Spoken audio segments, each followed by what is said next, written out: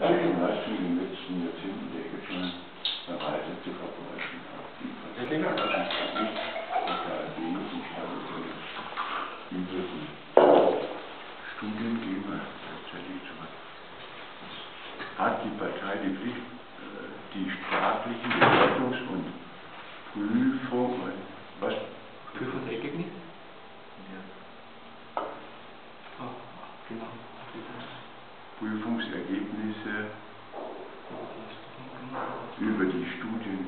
Wir können, das ist Datenschutz in Deutschland, wir können nicht die Ergebnisse unserer Schüler ausgeben. Das geht nicht.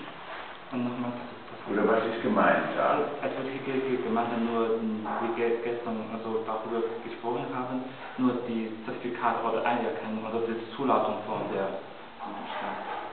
Achso, das ist aber...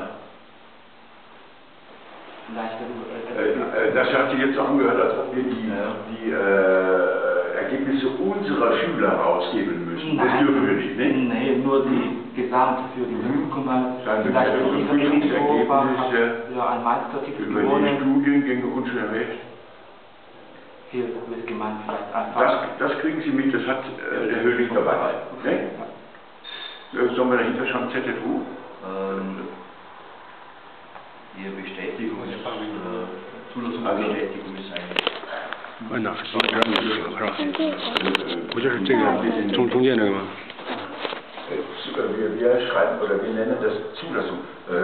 Zeigt doch immer die Zulassung. Wir zeigen Ihnen mal eine. Ne?